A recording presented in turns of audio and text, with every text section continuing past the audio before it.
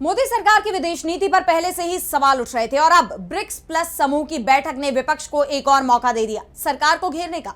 दरअसल इस बार यह बैठक दिल्ली में आयोजित की गई, लेकिन इसमें कोई संयुक्त बयान जारी नहीं किया गया, जिस पर कांग्रेस ने सवाल उठाए और अब इस मामले में विदेश मंत्रालय की सफाई भी सामने आई है। तो क्या है ये पूरी खबर, देखिए इस रिपोर्ट में। दिल्ली में आयोजित ब्रिक्स प्लस समूह की बैठक को लेकर मोदी सरकार एक बार फिर विपक्ष के निशाने पर आ गई है। कांग्रेस ने इस बैठक के बाद कोई भी संयुक्त बयान जारी न होने पर सवाल उठाए और मोदी सरकार पर इजरायल का बचाव करने का आरोप लगाया।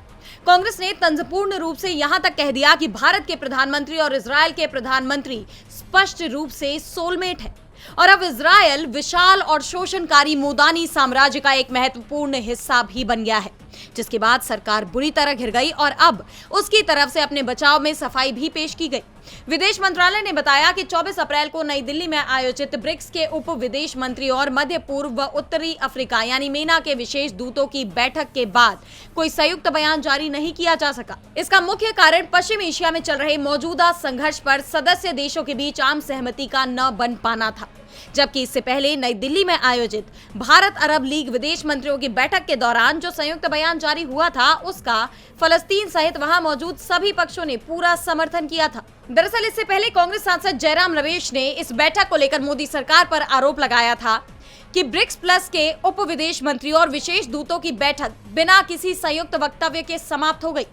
ईरान और यूएई दोनों ही 11 सदस्यीय ब्रिक्स प्लस का हिस्सा हैं और पश्चिम एशिया में चल रहे युद्ध पर उनके अलग अलग रुख स्वाभाविक है, लेकिन जो बात चौंकाने वाली और शर्मनाक है वो ये है कि संयुक्त वक्तव्य न आने का एक और कारण भारत का इजरायल और फलस्तीन पर भाषा को नरम करने पर जोर देना था, जिसे रूस, चीन, ब्राजील, दक्षिण अफ्रीका, मिस्र, इथियोपिया, इंडोनेशिया, यूएई और ईरान के प्रतिनिधियों ने स्वीकार नहीं किया।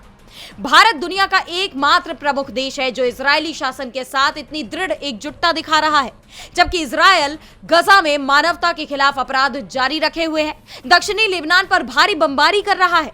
कांग्रेस सांसद के तीखे बयानों ने सरकार को, खासतौर पर पीएम मोदी को कटघरे में खड़ा कर दिया है, जिसके बाद उन्हें सफाई देने पर मजबूर होना पड़ा। लेकिन सवाल ये है कि क्या मोदी सरकार की तरफ से पेश की गई ये सफाई उस पर उठ रहे सवालों को खत्म कर पाएगी? क्या सरकार इन आरोपों से अपना दामन साफ कर पाएगी? बहरहाल ये आने वाले वक्त में साफ हो जाएगा। डीबी लाइव की रिपोर्ट।